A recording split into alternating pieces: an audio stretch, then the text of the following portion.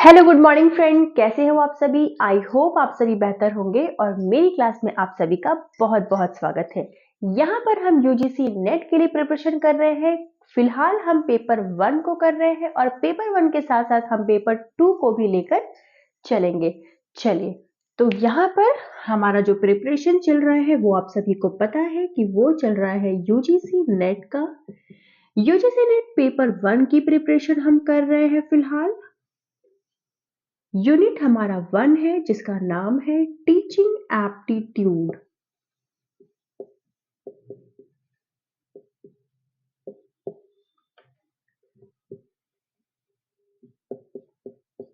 चलिए, हमने अपने इस यूनिट 1 में बहुत सारे टॉपिक्स को बहुत ही अच्छे से डिटेल वाइज कवर कर लिया है और आज हम एक नए टॉपिक के साथ अपनी क्लास की शुरुआत करेंगे। चलिए, टॉपिक का नाम है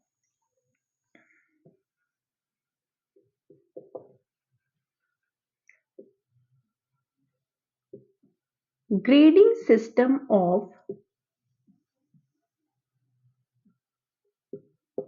इवैल्यूएशन।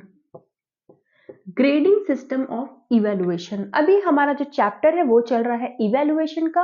इवैल्यूएशन में हमने काफी कुछ चीजों के बारे में जाना। हमने टीचिंग को भी अच्छे से जान लिया, हमने लर्निंग को भी जान लिया, हमने सारे मेथड्स को भी जान लिया, हमने सपोर्ट सिस्टम को भी जान लिया, हमने इवैल्यूएशन भी कर लिया। और अब हम चलते हैं, जब आप फाइनली इवैल्यूएशन कर लेते हैं, फाइनल एग्जाम्स ले लेते हो, तब आप क्या करते हो, तब आप मार्क्स को, ग्रेड को, रिजल्ट को, ये सारी चीजों पर आप फोकस करोगे। ठीक है, तो अभी हम पहुंच गए हैं अपने ग्रेडिंग सिस्टम पर। ग्रेडिंग सिस्टम क्या होता है? जब आप अपने रिपोर्ट कार्ड को चेक करोगे या अपने पेरेंट्स के रिपोर्ट कार्ड को चेक करोगे तो आप देखोगे कि उसमें पर्टिकुलर एक मार्क्सेस होते थे। साइंस में 40, मैथ्स में 80, इस तरह से मार्क्सेस दिए रहते थे। लेकिन आजकल क्या होता है, आजकल मार्क्स की बजाय टीचर्स जो है, स्कूल्स जो है, मार्क्स की बजाय वो क्या फॉलो करते हैं, वो फॉलो करते हैं ग्रेडिंग सिस्टम को। ठीक है, यानी कि पहले के समय में ट्रेडिशनल एजुकेशन में अगर आप देखोगे रिपोर्ट कार्ड को तो वहां पर आपको मार्क्स दिए जाते थे। लेकिन अब आप आजकल के रिपोर्ट कार्ड जब देखोगे, किसी बच्चे का रिपोर्ट कार्ड अगर आप देखोगे तो आप उसमें देखोगे कि मार्क्स नहीं दे करके वहां पर क्या है, वहां पर ग्रेडिंग सिस्टम है। या कहीं पर मार्क्स होंगे तो उस मार्क्स को भी कन्वर्ट कर लिया जाता है ग्रेडिंग सिस्टम में। चलिए, सबसे पहले बात करें, ये जो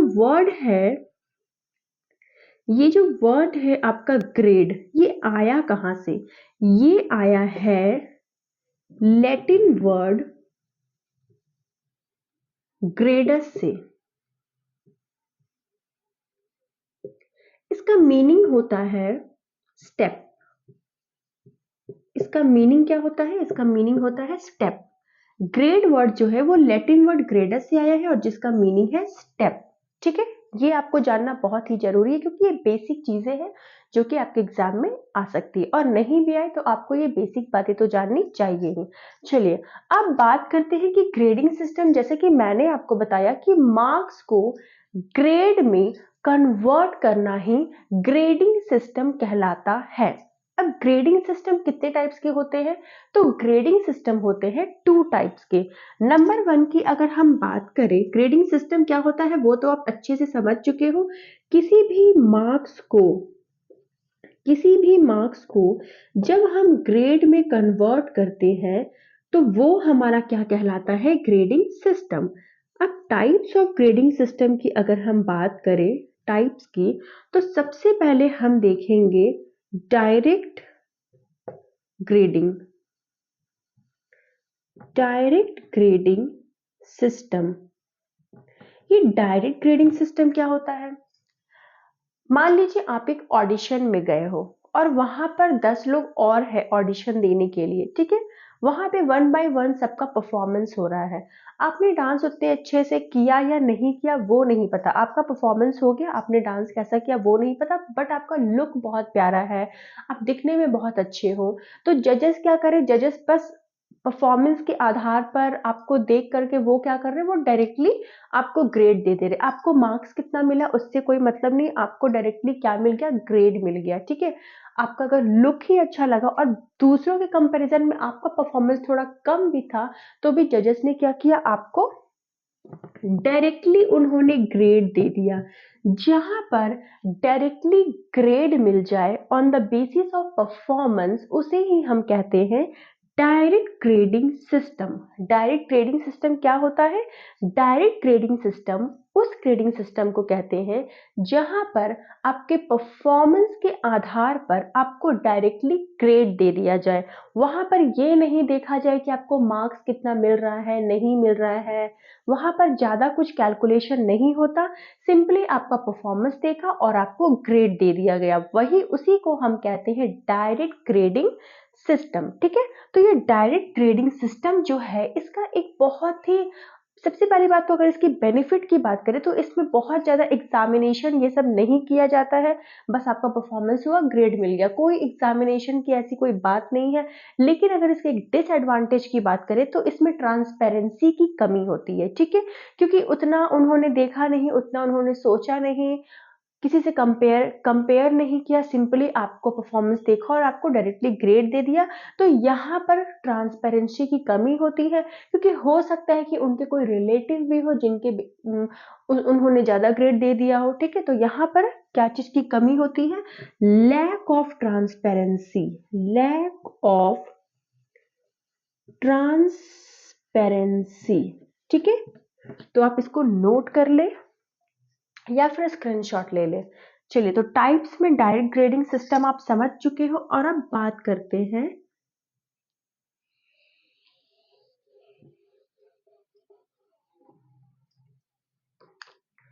नंबर 2 की, indirect grading system. Indirect grading system. Indirect grading system क्या है? जहां पर आपको परफॉर्मेंस के आधार पर डायरेक्टली ग्रेड दे दिया जाता हो वो होता है डायरेक्ट ग्रेडिंग सिस्टम। और जहां पर प्रॉपर आपका एग्जामिनेशन लिया जाता हो और एग्जामिनेशन के आधार पर आपने जितने मार्क्स लाए हैं उस मार्क्स को बेस बनाकर जब आपको ग्रेडिंग दिया जाए तो उसे कहते हैं इनडायरेक्ट ग्रेडिंग सिस्टम। सबसे पहले यहां पर क्या किया गया? यहां पर आपका एग्जाम लिया गया। एग्जाम में अगर आपने लाया है 60, देन आपको इस मार्क्स के आधार पर बी ग्रेड अगर आपको मिल रहा है तो यही होता है हमारा इनडायरेक्ट ग्रेडिंग सिस्टम। और इसमें अगर बात करें ट्रांसपेरेंसी की तो इसमें ट्रांसपेरेंसी बहुत ज्यादा होती है। ठीक है, डायरेक्टली में क्या था? ट्रांसपेरेंसी की कमी थी, लेकिन इसमें क्या है? इसमें ट्रांसपेरेंसी की कमी नहीं होगी। ठीक है, ये ट्रांसपेरेंसी की तरह काम करेगा क्योंकि यहाँ पर आपको डायरेक्टली नहीं दिया जा रहा है, यहाँ पर आपको पहले मार्क्स देखा जा रहा है और उस मार्क्स को बेस मान करके आपको ग्रेड दिया जा रहा है। तो यहाँ पर क्या चीज होगी? यहाँ पर होगी ट्रांसपेरेंसी। ओके, चलिए अब हम बात करें तो आप इसको एक बार नोट कर ले। आपने नोट कर ही लिया होगा तो मैं इसको रफ कर देती हूँ। अब अगर हम बात करें तो इनडायरेक्ट ग्रेडिंग सिस्टम भी जो है वो 2 टाइप के होते हैं। सबसे पहले तो नंबर 1 की बात करें, एब्सोल्यूट ग्रेडिंग सिस्टम। ये एब्सोल्यूट ग्रेडिंग सिस्टम क्या होता है? एब्सोल्यूट ग्रेडिंग सिस्टम वो होता है जो आपके मार्क्स के बेसिस पर आपको ग्रेड दिया जाए। सपोज दैट यहाँ पर है हिंदी का एग्जाम आपने दिया और यहाँ पर इंग्लिश का एग्जाम आपने दिया। ठीक है, हिंदी में सपोज दैट आपने लाया 80 मार्क्स और इंग्लिश में आपने लाया 60। तो इसके बेसिस पर हम इसको ग्रेड दे देंगे ए और इसके बेसिस पर हम इसको ग्रेड दे देंगे बी। यानी कि मार्क्स के आधार पर जब आपको एक प्रॉपर ग्रेडिंग मिले तो उसे हम कहते हैं एब्सोल्यूट ग्रेडिंग सिस्टम। ये जनरली कहाँ होता है? ये जनरली स्कूल एग्जाम्स में होते हैं। स्कूल एग्जाम्स में ये जनरली होते हैं। ठीक है, स्कूल एग्जाम्स में क्या होता है? जनरली आपके एग्जाम लिए जाते हैं, इवैल्यूएशन किया जाता है, एग्जाम लिए जाते हैं। एग्जाम में आपने क्या लिखा उस पर एक प्रॉपर मार्क्स निकल कर आता है और उस मार्क्स को बेस मान करके हम क्या करते हैं? उस पर ग्रेडिंग सिस्टम करते हैं। ठीक है, तो उसे ही हम कहते हैं एब्सोल्यूट ग्रेडिंग सिस्टम। नंबर 2 की अगर हम बात करें तो आप इसे नोट कर ले या फिर इसका स्क्रीनशॉट ले ले, स्क्रीनशॉट लेना ज़्यादा इजी होगा। चलिए बात करते हैं पॉइंट नंबर 2 की। पॉइंट नंबर 2 की अगर हम बात करें यानी कि बी की, तो यहां पर होता है रिलेटिव ग्रेडिंग सिस्टम। ये आपका कहां पर होता था? एब्सोल्यूट ग्रेडिंग सिस्टम आपके स्कूल एग्जाम्स में। लेकिन रिलेटिव ग्रेडिंग सिस्टम कहां होता है? आपके पब्लिक एग्जाम में, पब्लिक एग्जामिनेशन में। ओके, जैसे कि आप किसी भी गवर्नमेंट जॉब्स के लिए जब आप एग्जाम देते हो तो वहां पर आपका रिलेटिव ग्रेडिंग सिस्टम के अकॉर्डिंग आपको ग्रेड दिए जाते हैं।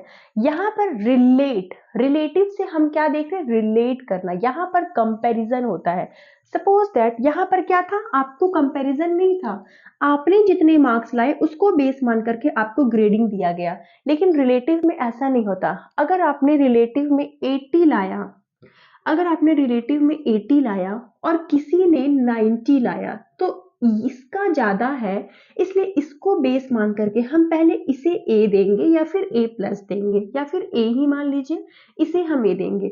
और अगर इसका कम है तो हम इसे बी देंगे। यानी कि इसमें इन दोनों के मार्क्स को रिलेट किया जाएगा या कंपेयर किया जाएगा।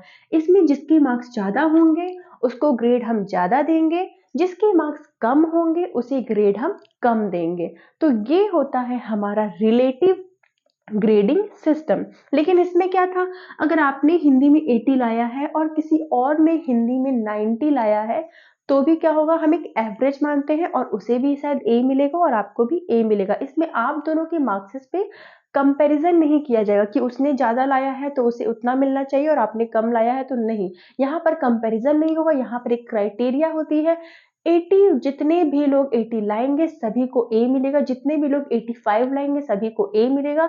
लेकिन इसमें क्या था कि अगर कोई 80 लाया है तो उसको ए मिल रहा है, और कोई 85 लाया है या फिर कोई 85 ज्यादा लाया है तो उसे, मतलब इसमें क्या है कि जो जितना ज्यादा लाएगा उसको ग्रेडिंग उतना ज्यादा मिलेगा।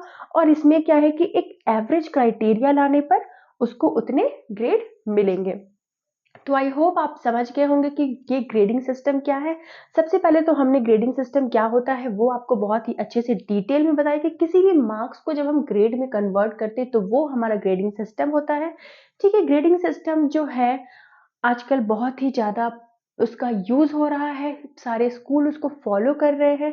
ठीक है, ग्रेडिंग सिस्टम में हमने देखा कि ग्रेडिंग सिस्टम 2 टाइप्स के होते हैं। एक होता है हमारा डायरेक्ट ग्रेडिंग सिस्टम, जिसमें हम क्या करते हैं? डायरेक्टली परफॉर्मेंस को बेस मान करके ग्रेडिंग देते हैं। उसमें ट्रांसपेरेंसी की कमी होती है, लेकिन उसमें एक बड़ी बात है कि उसमें एग्जामिनेशन की बहुत ज़्यादा ज़रूरत नहीं पड़ती है। दूसरा अगर हम बात करें इनडायरेक्ट ग्रेडिंग सिस्टम की, तो उसमें क्या होता है? मार्क्स को बेस मानकर ग्रेड दिए जाते हैं।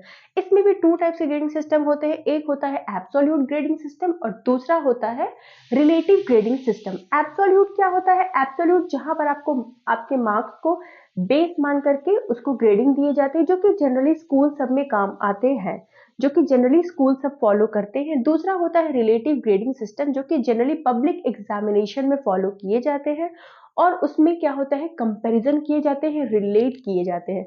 तो आई होप आपको मेरा आज का वीडियो भी समझ आया होगा। तो एक लाइक तो बनता है, मेरी इतनी मेहनत करने के लिए आप मुझे एक लाइक तो दे ही सकते हैं। चलिए आप इसे नोट कर ले और मिलते हैं अगली क्लास में। Thank you so much.